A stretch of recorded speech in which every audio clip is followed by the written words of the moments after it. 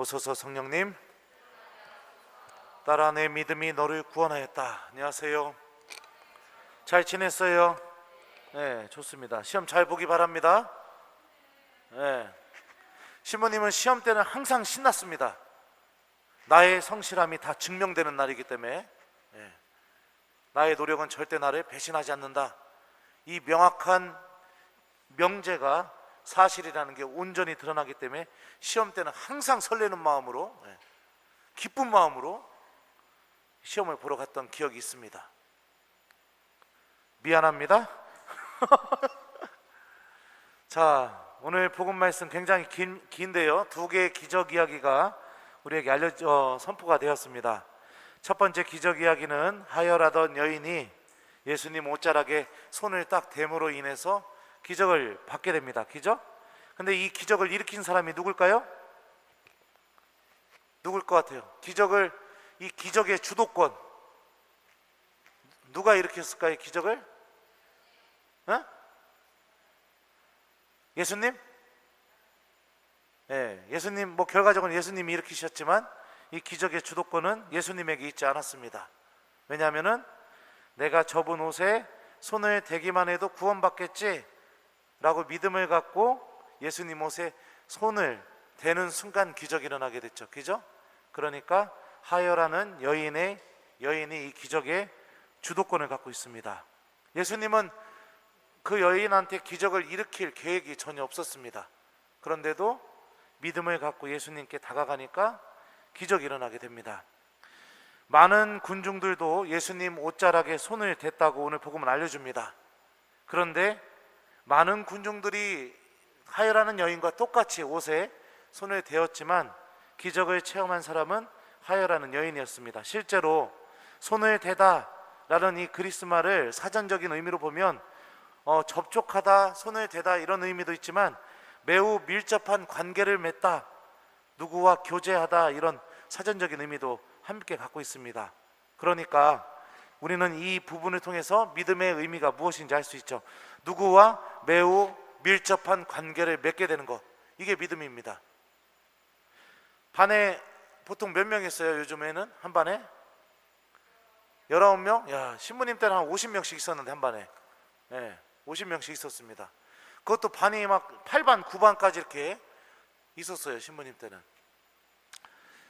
그 반 50명 친구 중에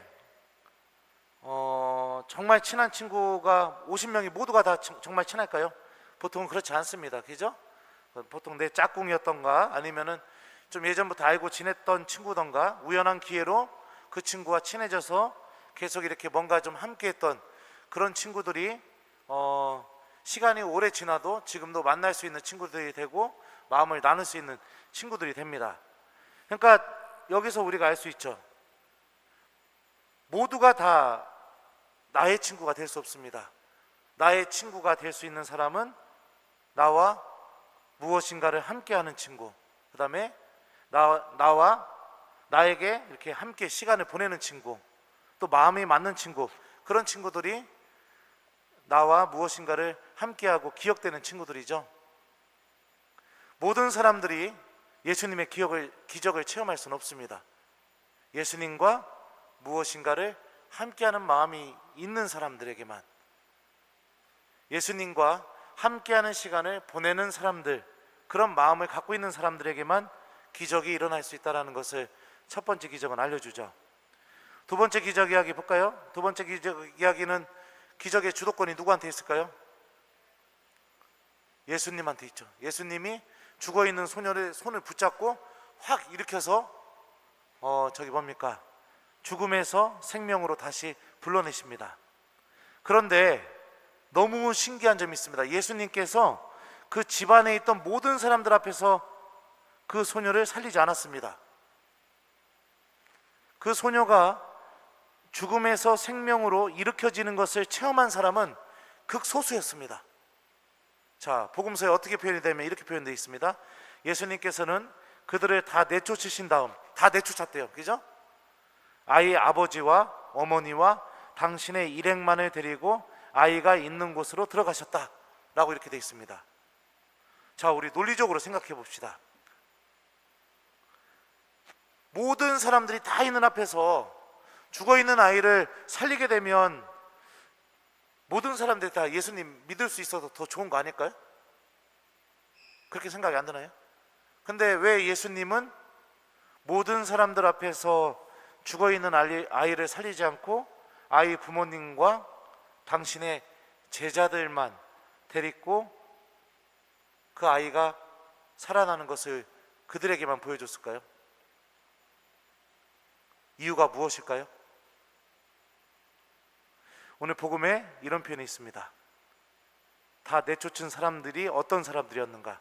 그들은 예수님을 비웃었다. 이런 표현이 있어요. 그러니까 복음 잘 들어야 돼요. 예수님이 이렇게 얘기합니다. 저 아이는 죽은 것이 아니라 잠을 자고 있다. 그러자마자 그들은 예수님을 비웃었다. 그러니까 단편적으로 생각해 보면 이 사람들은 예수님께 대한 믿음을 갖고 있지 않는 사람들이라는 걸 알 수 있죠. 그러니까 결국에 하느님도 믿음을 갖고 있는 사람에게만 기적을 일으키신다 라는 것을 오늘 두 번째 기적 이야기가 알려줍니다. 한번 생각해 봐요. 내가 하는 이야기 맨날 비웃고 놀리고 하는 애들하고 무엇인가 함께 할 수 있습니까? 네? 뭐 얘기하면 뻥치네, 또 얘기하면 뻥치네, 또 얘기하면 뻥치네, 딱 이러면은 그런 애들하고 뭔가 막 무진장 중요한 일들을 할 수 있어요? 아니죠. 네.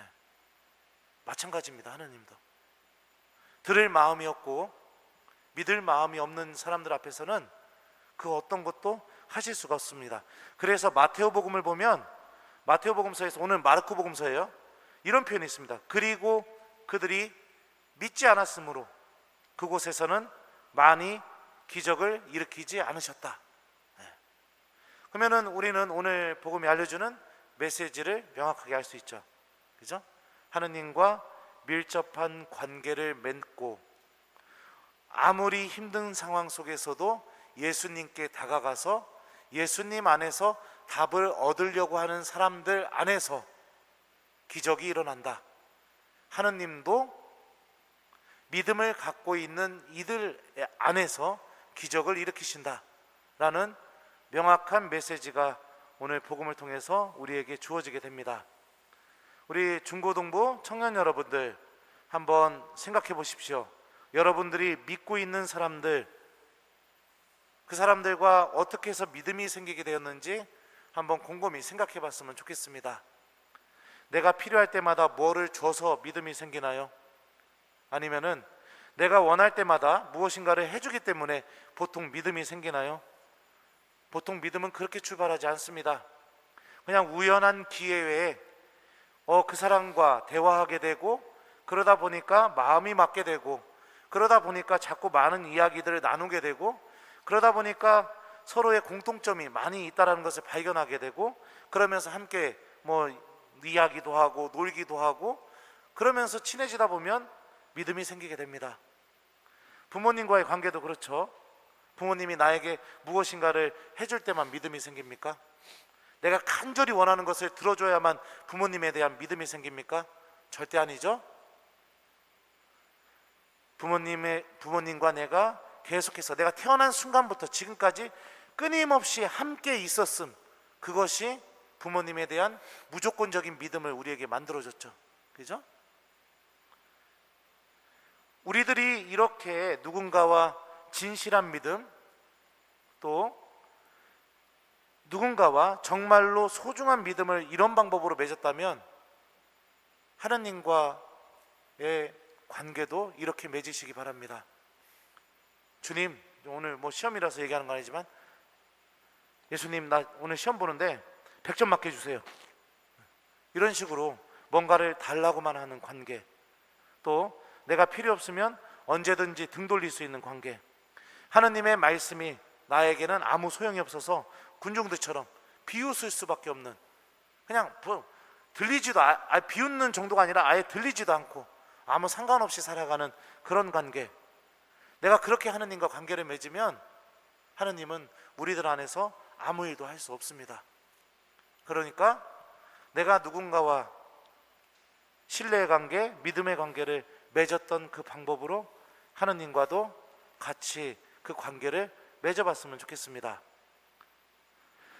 아무리 힘들더라도 그 어려움 속에서, 절망의 순간에서도 예수님을 바라보고 예수님께 다가가 손을 댔던 그 하여라는 여인의 모습처럼 아무리 힘들고 어려워도 예수님 안에서 답을 찾는 신앙인, 그리고 주님께서 하시는 말씀이 내 머리와 판단으로는 무의미하다고 생각돼서 비웃을 수 있는 그런 상황이 찾아온다 하더라도 하느님 말씀에 믿음을 두는 그런 신앙인, 바로 그 안에서 하느님께서는 당신의 은총을 드러내고 당신의 구원을 드러내고 당신의 기적을 드러냅니다.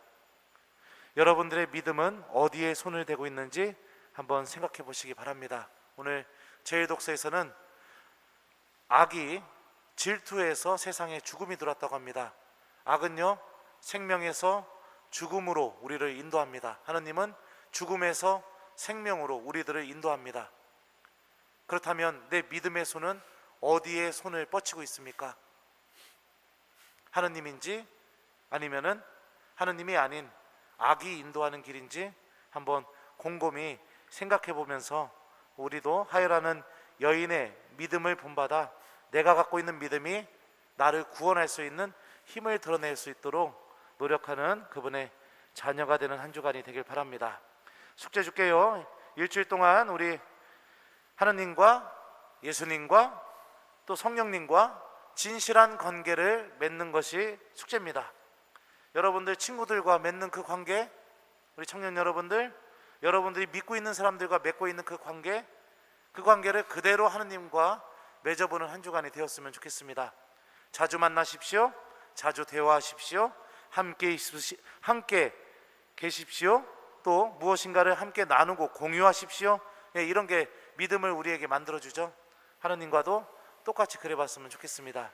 지금 이 시기 많은 교우들이 여러 가지 이유로 예수님을 떠나고 신앙을 놓고 있습니다. 한번 예수님의 마음을 생각해 봅시다. 가장 아픔 속에 있는 것이 저는 지금 이 시기에 예수님이라고 생각합니다. 당신을 떠나는 사람들의 모습을 보면서 예수님의 마음이 얼마나 아플까요? 그런데 정말 나를 믿는 사람들, 정말 나와 함께 있는 사람들은 가장 힘든 순간에도 분명히 나와 함께 있을 겁니다. 정말 예수님을 믿는 사람들은 여러분들처럼 우리가 신앙을 놓아도, 잠시 미사에 안 나와도, 그 누구도 질타할 수 없는 이 사회적인 분위기, 이 속에서도 지금 예수님과 함께하고 있잖아요. 이게 바로 진짜 믿음입니다. 이 믿음을 잘 키워나가는 우리 중고등부 청년들이 되길 바랍니다. 그래서 숙제는 그 아파하는 예수님과 함께 있으려고 뭔가 좀 해봅시다. 여러분들 시험 보느냐고 정신없겠지만, 우리 청년 여러분들 또 일 다니고 하느냐고 정신없겠지만, 그래도 하루에 한 번씩만 성호경 긋고 우리 아파하시는 예수님께 주님, 제가 당신과 함께 있습니다 라고 이렇게 좀 기도, 아주 짤막한 기도라도 좀 하루에 한 번씩 해보면서 내 믿음이 필요할 때만 하느님께 손을 대는 그런 믿음이 아니라 언제나 한결같이 내가 하느님과 함께 있다라는 것을 드러내는 그런 믿음이 되었으면 좋겠습니다. 따라, 내 믿음이 너를 구원하였다. 아멘. 아멘.